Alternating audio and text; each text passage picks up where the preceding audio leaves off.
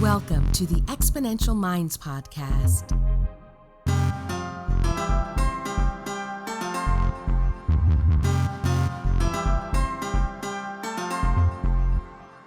The research, development, launch, and growth of new technologies is creating incredible momentum in the modern world. Join Futurist Nikolas Badminton as he talks with the innovators and the exponential minds that are tackling some of the biggest problems and creating solutions that are propelling humanity to the next level.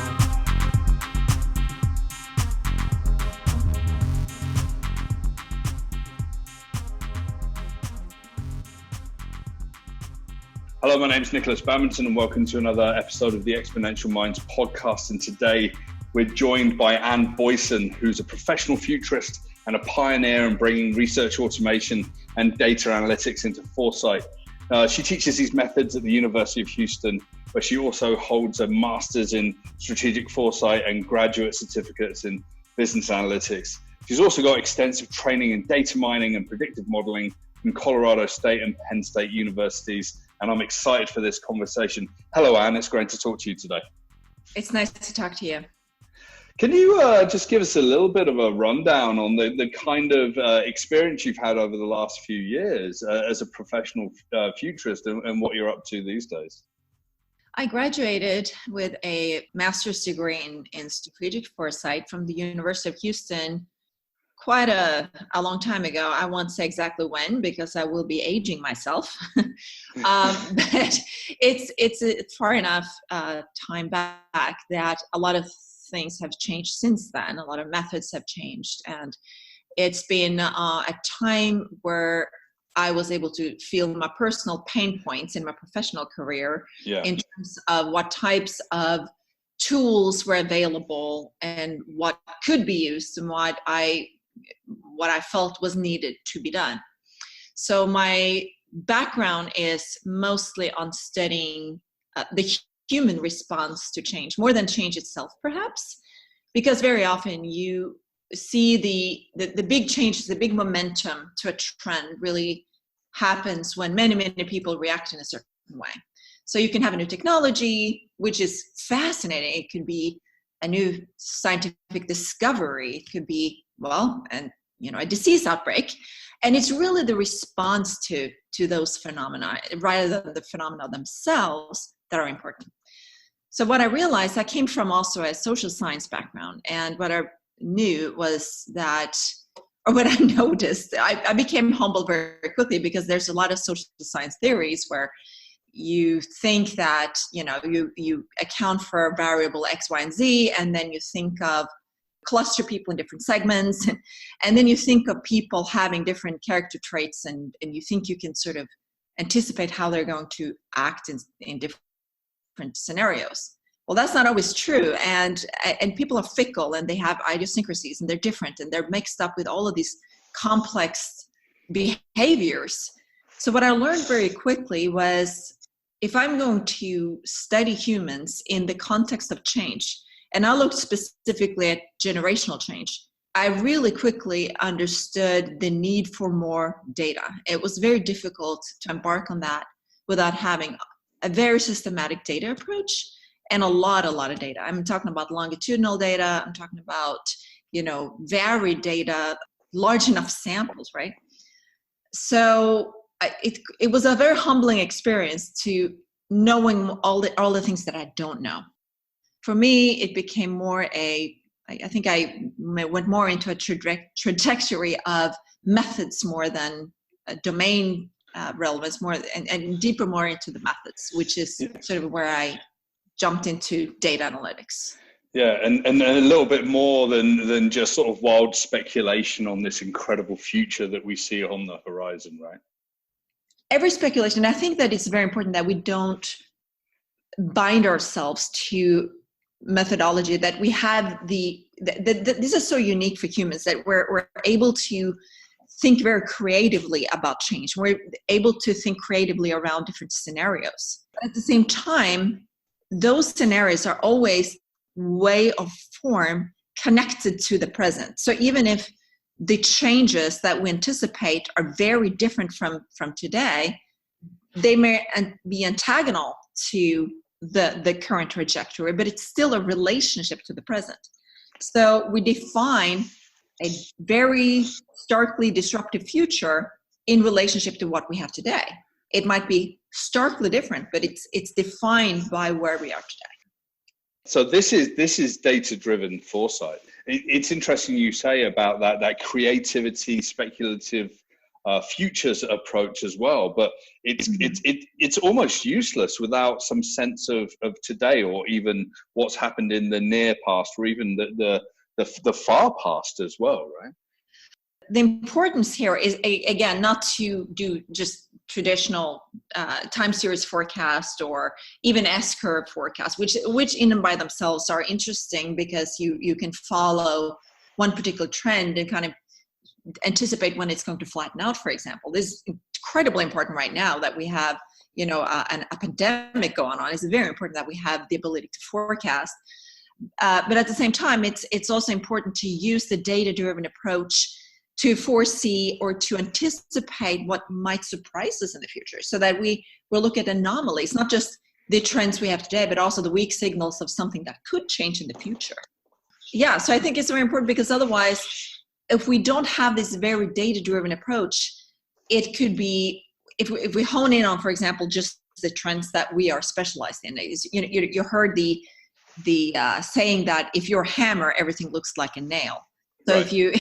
If you're on the look at the trends within your nearest vicinity, and you have sort of an idea about how that trend is going to unfold, you might kind of miss out on these weak signals and these anomalies that might actually play a very important part in that future that you're trying to anticipate. Yeah, and I want to really dive into this. As we were sort of preparing for this call and having that sort of chat a couple of weeks ago, I find the idea of weak signals to be incredibly interesting when actually starting to look out to the near future, the next 18, 24 months, 36 months or whatever, and out to like 10, 20, 30 years into the future as well. Can you just give us a bit of a definition of what a weak signal is and where we might start to look for them? So weak signals, I like to see a weak signal as different from a trend, where a trend already has past data, right? So a weak signal might also have a past data, but it's something that just now is jumping up on the horizon. It's just something that, at least to me, is new. And it could be, old news to somebody else in a subgroup or in an environment where that weak signal has been happening for a while. But for me, it's new. And so you can't really, there's no particular parameter that defines what a weak signal is. But typically, the difference from a trend is that you don't have a lot of data points. You don't have longitudinal data. So you can't necessarily say where it's on a curve and exactly how it's going to unfold. It's typically when you go weak signal hunting, if you can call it that, it's very driven by gut feeling. It's driven by a lot of experience in looking for those weak signals. But again, as humans, we tend to have biases. We have selection biases. We have all sorts of cognitive biases that will color that approach. No matter what, we don't know what we don't know. And so when we go out on that hunt, we might have a hunch on where we should look, and a weak signal that could lead to something bigger. But at the same time, we might fall into that trap of not noticing what was really important, and this is actually more common, we might actually see patterns where there are no patterns. Because as humans, that has been our evolutionary benefit, is to see patterns where none exist. If you take it to the extreme, this ability of humans to see patterns, conspiracy theories, I mean, that is the ultimate patternicity, right? Because you see pattern in everything. There's nothing that happens by coincidence. And again, if you think about it, like evolutionary, we're very close to the cave persons that we used to be. So if you come out of the cave and you see something moving in the grass, it could be 99% chance that is just the wind. But your inclination will be to run in the opposite direction because it could be a snake. And if it was a snake, you're dead. So it's a benefit, but it's also, when it comes to looking for signals and when it comes to looking for trends, it might actually carry some disadvantages as well. Conspiracy theories aside, because we come across them every day, and whenever there's like pandemics or whether there's climate change or these huge hyper object events happening, they're always going to pop up. It seems like there's a symbiotic relationship. How do we go weak signal hunting, as you're saying? You know, what are the tools that you employ to go after finding these weak signals, and where would you start? So I think there are different ways that you can. There are different clustering techniques, anomaly detection. There are associations. I mean, to see word association, like right now, we have a lot of text available. And not only from experts. One, it's good to have expert opinion on things, but when you really look at the crowds and the swarms and how they're moving, you know, you can see how a word is moving around. You can run sentiment analysis to see if there's a shift in moods around certain topics. You can see word associations. So there's all sorts of approaches, and you can see how some weak, some barely mentioned words or are co-occurring with other more common. So you can just by proxy see, you know, who are talking about what and how are they responding. There are other data sets. If you run a big company like Amazon, you could just look for weak signals in your data set. You can look at, you know, anomalies in your own data set. Of course, that's, you know, most of the weak signals that we're going to find is going to be in unstructured data.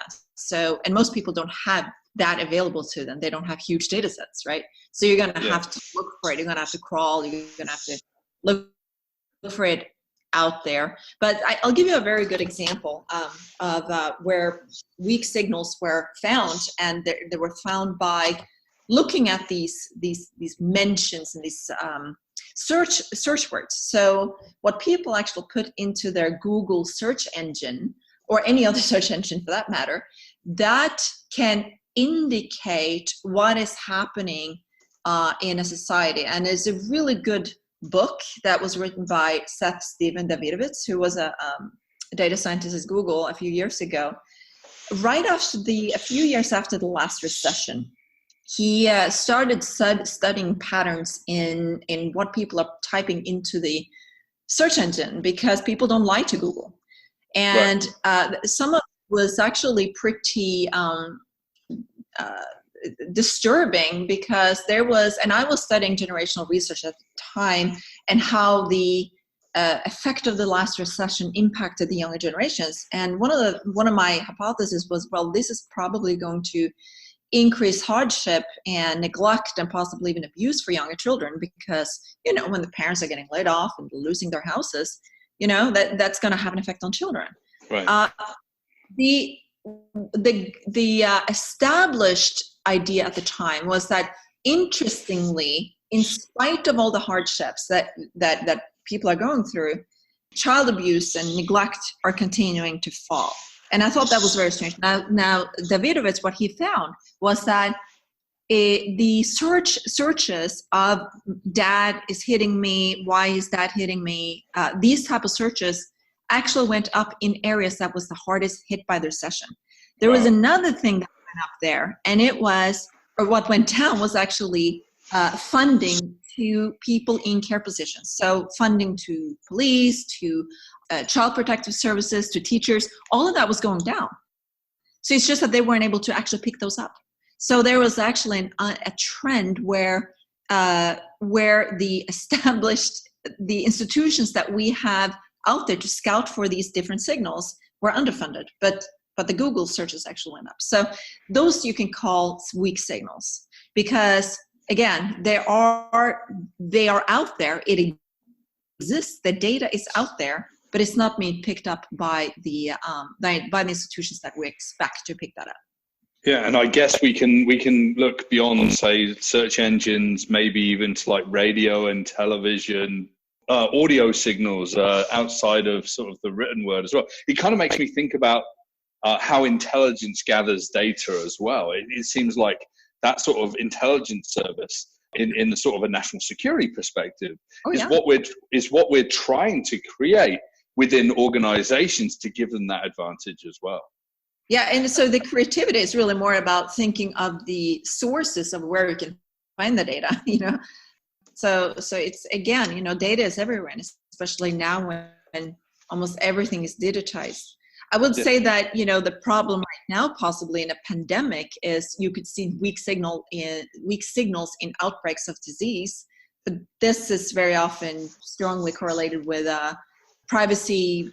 There's a lot of barriers to get access to that data. But what's interesting is that these pandemic that is going on right now, the COVID-19, was actually picked up by an artificial intelligence called Blue Dot. So Blue Dot had noticed some unusual pneumonia outbreaks around the market in Wuhan, China. And that's actually how that all started. So this really, again, I think it is, part of this is obviously because big systems can parse a lot more data than we can do in our heads and run much more complex Bayesian probability estimations and stuff. But it's also because they don't carry those biases and those preconceptions about what it thinks it should see, what it thinks it should notice. It can just parse the data and put it out there for us. It's kind of interesting when we're sort of speaking now, and the pandemic's well underway, as it were, and we're talking about this and these weak signals. Blue Dot found that those weak signals, but what the precursor to the weak signals was actually very strong signals from history that we actually just decided to suppress and not really pay attention to. There's been many different viruses that have come, avian flus and swine-based flus and Ebolas, and even if you go back to the early 19th century and we wonder where the Spanish flu came from or whatever. But, there weren't a lot of people sort of waving the flags. I think Bill Gates did a TED talk back in 2015, and it must have been like, yeah, okay, sure, Bill, cheers. And now we're sort of in the grips of this world, right? So how often do you find that there's some sort of big flags waving that people ignore, but the weak signals sort of are then starting to make things a lot more serious? I think that probably is more the rule than exception. And again, I think human psychology really plays a part here because, you see what you want to see, what you want to know. So just to mention another almost a black swan that unfolded now in the last few weeks after this outbreak, the stock market, We call it the COVID recession, or I guess that's what we're going to call it in the future. But there's been talk about a looming recession for a long time. Yeah. And so but then again, like how did the market behave? Well, we kept on. We didn't want to sell out because just a little bit more. What if the market goes on a little bit? We don't want to be prepared. And that's the thing. It's like human psychology is always playing a part, and it's very difficult for us to sort of divorce our emotions from the signals that something is in fact changing. Yeah, absolutely. And, we do look to each other. It's like all the panic buying that's happening around the world. I've chatted to people in America, I've chatted to people in the UK, and it's like, shelves are being cleared and all of that. And it's very strong signals that there's fear in society. Are there weak signals in there? I mean, it's difficult to see because absolutely no one has said that there's going to be a shortage of food or a shortage of toilet paper. But just from the very, very nature of people like bulk buying, they're almost creating those weak signals that are going to become very real sort of shortages in the next sort of, I don't know, I'm completely speculating here, the next 2 to 6 months, right? Yes. Well, yeah. Well, that is, I guess that's the natural effect of panic buying. And it's, again, it's swarm behaviors. And it's fascinating. Yeah. So earlier on, you were sort of saying about your generational research, and I find that to be incredibly interesting. As we look all the way from Gen Z to millennials, Gen Xers, through to baby boomers as well. How does that whole generational difference play into the whole world of foresight and also finding these weak signals?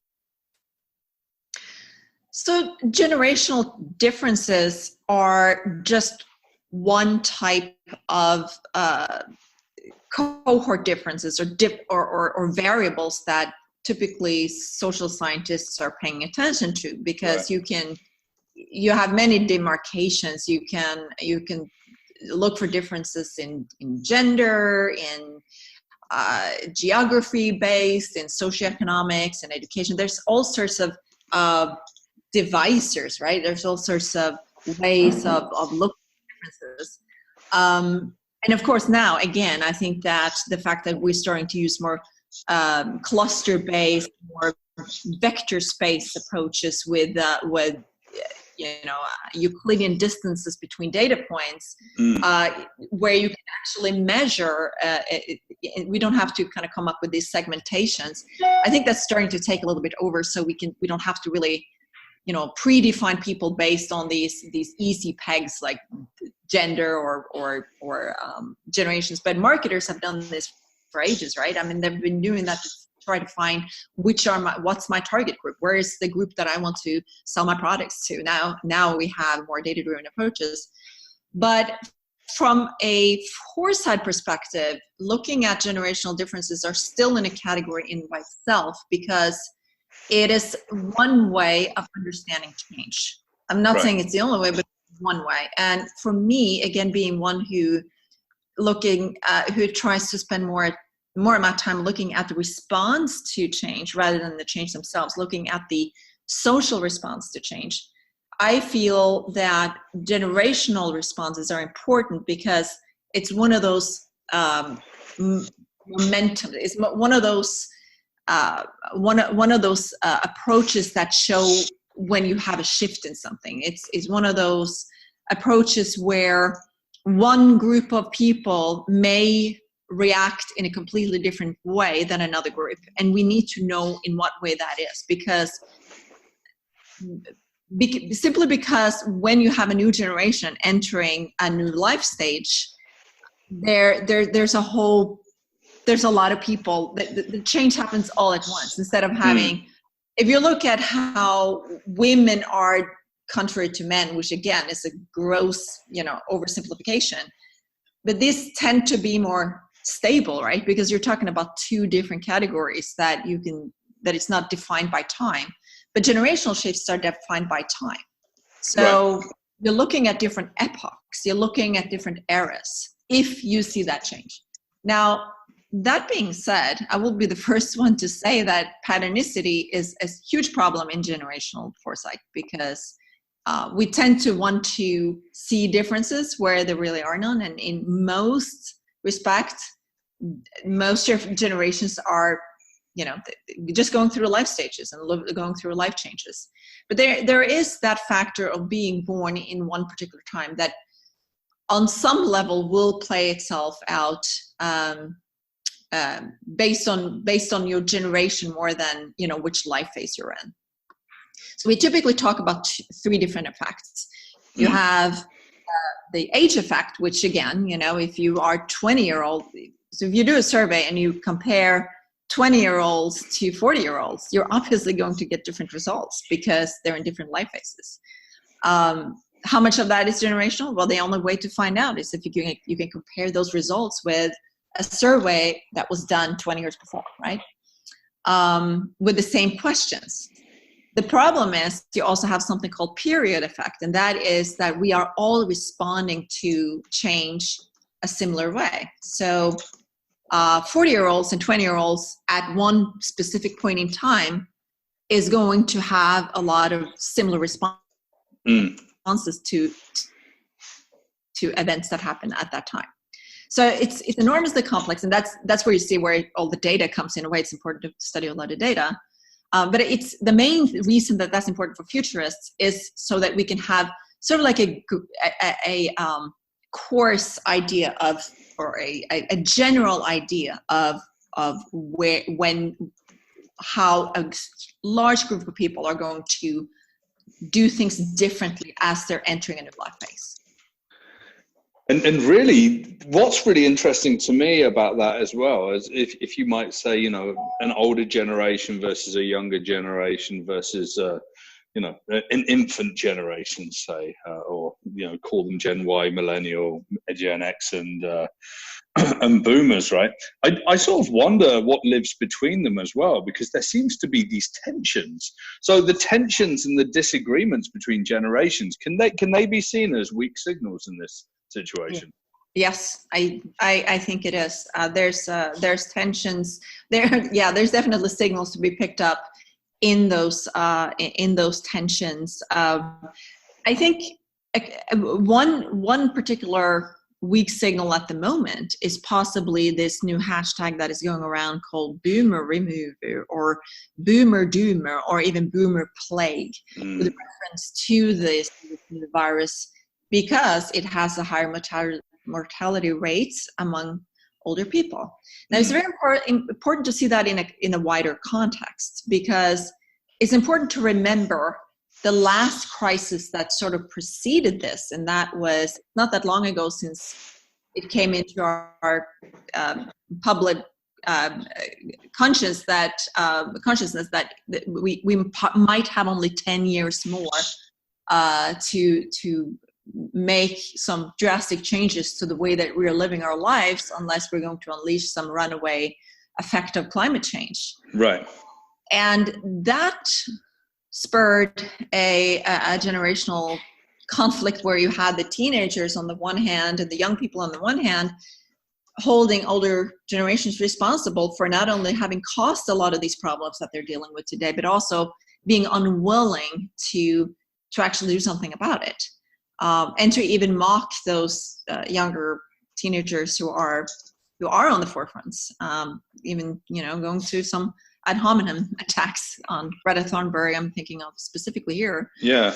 And so this happened. It's not that long ago since all of this happened, and that really sort of deepened the fault lines between these generations.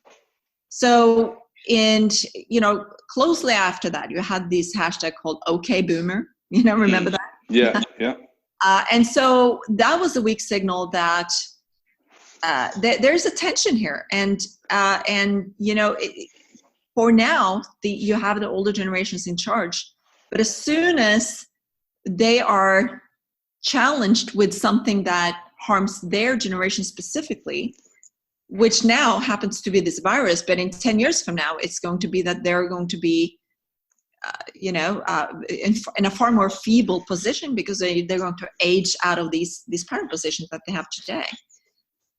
If there's some sort of vengeance looming in younger generations because they hold these older generations accountable for literally destroying their world, at least that's the way they perceive it, then we're looking at some problems in the future, and we don't know exactly how that could play out, but it's definitely a weak signals of something that could play out in political priorities in the future, in Medicaid, in geriatric, who knows? I mean, yeah, and we spoke about like the futurist systems view, and that sort of plays into the mix here as well. When I look at things like pandemics or climate change, economic stress, I see them as part of the same universe with interlinking, complex interlinking parts, and it feeds each other.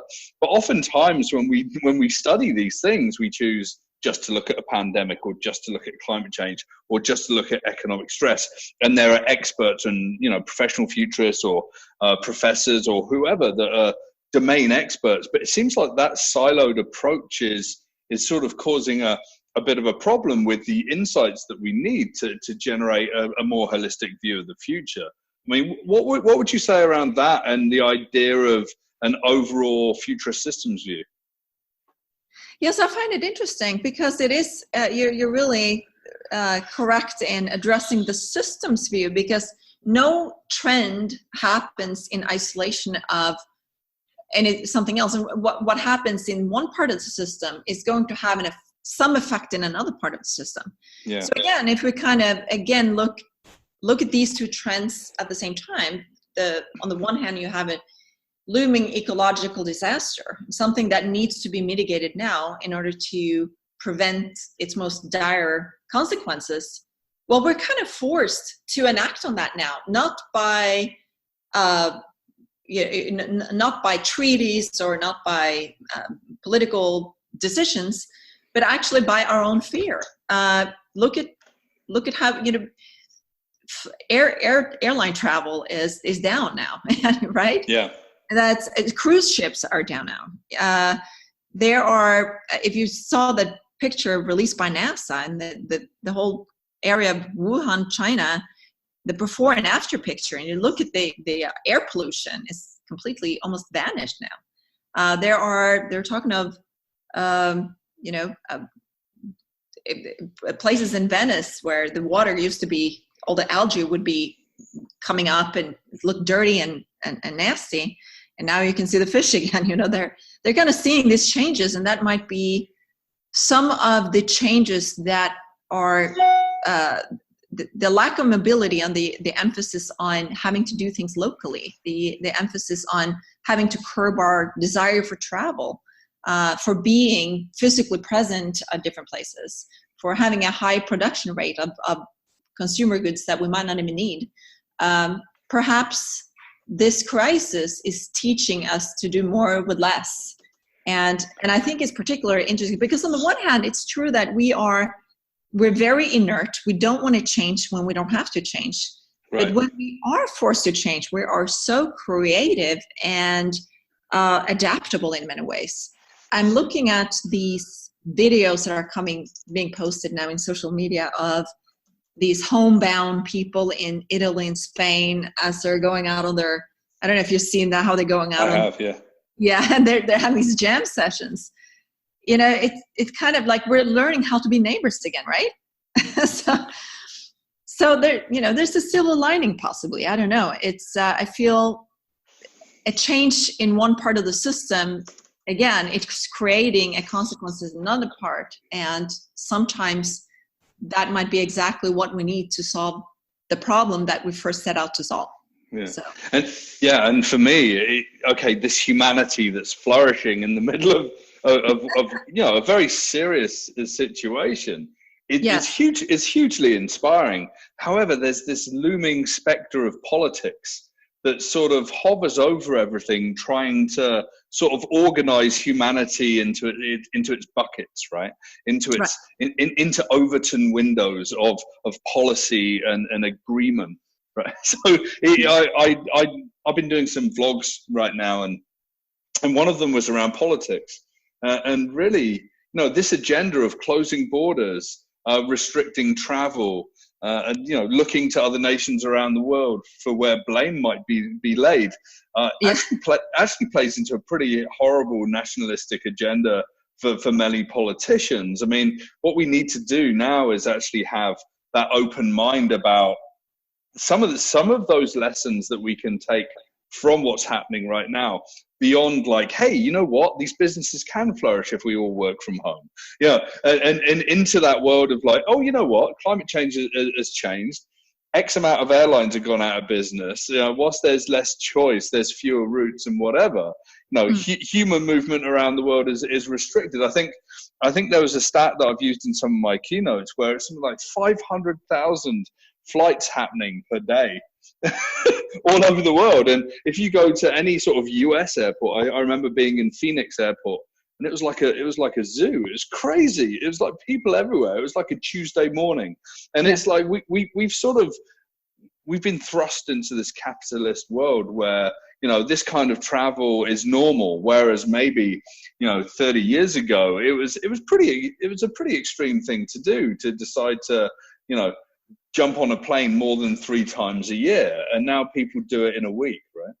Yeah, and that's exactly, perhaps, who knows? I mean, if we get out of this in a few months, that probably too short time to really change our behaviors. But if the consequences of this last long enough for us to really have to rethink how we're organizing our everyday life and how we are organizing our education and our businesses, we might learn something from this. And we might even learn, I don't know, this is wild speculation, but the businesses that are best prepared to have these to deal with this in a digital way that has this digitized problem solving route where they don't have to send people around the world. So they're obviously going to respond better to it.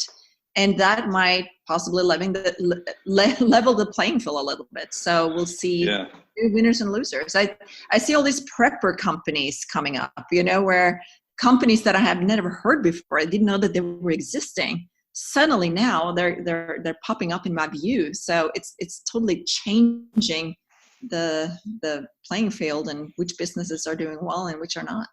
Yeah, I was speaking to some construction companies down into the States. It was like 2 years ago, and I started telling them about the bunkers that were being sold, the prepper bunkers. And they were like, what? And it's like, yeah, these businesses are booming. These, people are expecting it to happen. There's a justification to all the people that have been like hoarding food and prepping for this. And they're sort of locked in their basements with various weaponry and canned goods, and they're good for, I don't know, like 3 or 4 years, I guess. But I want to bring us back. I want to bring us back to what we were talking about. And this is, data-driven foresight, the idea of finding weak signals. And these aren't capabilities that are widely used in the majority of businesses around the world. Maybe some of the more enlightened businesses are using this. But how would you sort of give advice to an executive looking at their organization and thinking, hey, you know what? We need to get on top of this. We need to be more data driven. We need to find these weak signals because they're going to help us determine, how our business is going to grow and what it's going to be in the future. What sort of, are there sort of words of wisdom or steps that organizations should take to become more data driven and ready to find those weak signals? So I think the first and most important is to break up the data silos. Don't think that because you have one department collecting one type of data, thinking that data only has validity for their particular task at hand. That data you might actually find insights in that data that you didn't realize even. So first of all, find a way to put all these data sources together. And run analytics on your existing data, your structured data. And then it's to find ways to look for unusual data sources outside. And of course, now everything is online, everything is digital. People are gladly sharing their opinions and even in the form of pictures and images. So to have to fine tune those tools, or if you don't have those tools and you don't have the approaches, contact someone who do, and use the help that you can get to make use of that data, because that is really going to position you not only for the next quarter or the next 2 quarters, but several quarters out. And this might be the perfect timing to do that, because now that everything is changing, now we're in this disruptive change, whether we want to or not. It might be the time to really look out of the typical data forest that you used to spend your time in and look elsewhere. But yeah, make use of unstructured data. So unstructured data is at least 80% of all possible data sources that you can use. So if you just limit yourself to what you have in your internal organization, we'll start there. But when you have exhausted that, it's time to go further and look at those sources.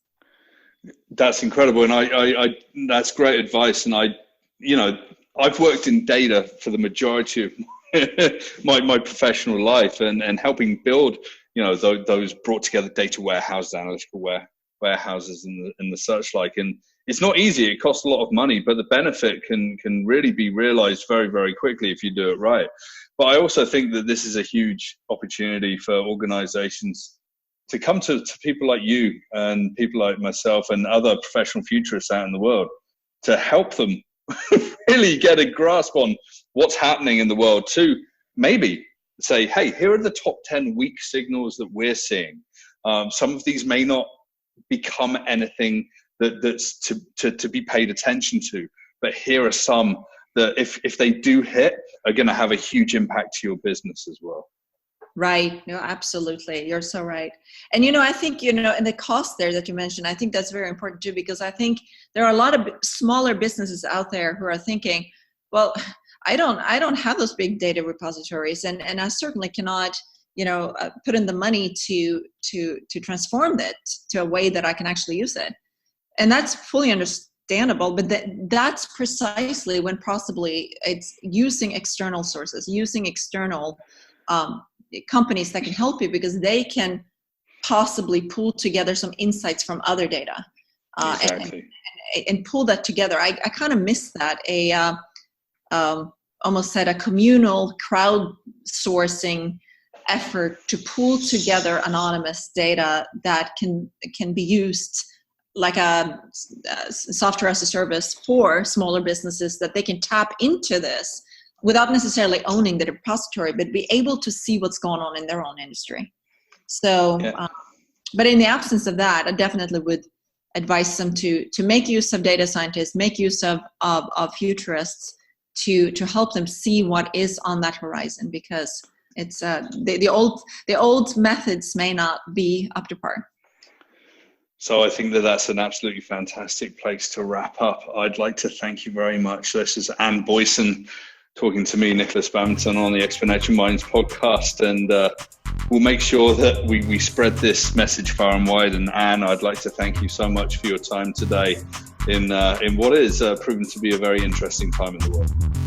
Thank you so much. I really appreciated you having me here. Okay, thank you. Thanks.